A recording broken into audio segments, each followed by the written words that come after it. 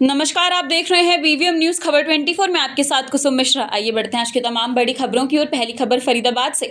हरियाणा के फरीदाबाद में कांग्रेस की प्रवक्ता सुप्रिया श्रीनेत ने एक प्रेस वार्ता के दौरान कहा कि इस बार 70 से ज्यादा सीटें कांग्रेस की आ रही हैं और सरकार बनने के बाद पहले अग्निवीर योजना को उखाड़ फेंकेंगे। उन्होंने कहा कि बीजेपी ने बड़खल विधानसभा में करोड़ों रुपए के घोटाले के आरोपी धनेश अधलखा को टिकट देकर मैदान में उतारा है। सुप्रिया श्रीनेत ने कहा कि पिछले 10 सालों में हर वर्ग के लोग परेशान हैं, नौकरियों के लिए युवा भटक रहा है।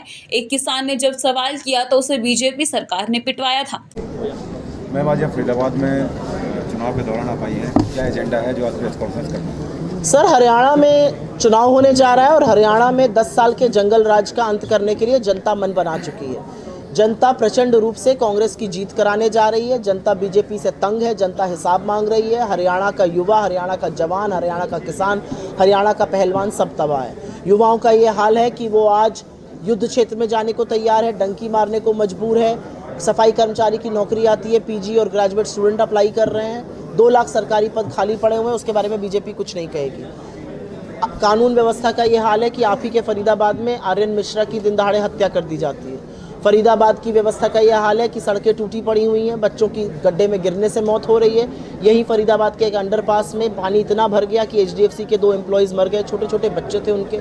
असलियत ये है कि चाहे वो किसान हो जिनके रास्तों पर आपने कीले गड़वाई, जिनके रास्तों पर आपने सीमेंट की चट्टानें लगवाई, जिनको आपने लाठियों से पिटवाया, आंसू गैस के बम गोले छोड़े, वो भी परेशान है, उनको आपने सिर्फ छलाया। और चाहे हरियाणा की सबसे होनहार बेटियां हों जिन्होंने इस देश का नाम ऊंचा किया, जब वो अपने हक की मांग कर रही थी तो और यौन शोषण का आरोप लगा रही थी, तो उनको भी सड़कों पर घसीटा गया, बूटों तले रौंदा गया। हरियाणा और जहाँ के जवान जो इस देश की रक्षा करते हैं 23 साल की उम्र में रिटायर किए जा रहे हैं। तो हरियाणा बहुत परेशान है। मुख्यमंत्री बदलने से, उप मुख्यमंत्री बदलने से, भाजपा अध्यक्ष बदलने से बात बनने वाली नहीं है। हरियाणा मन बना चुका है।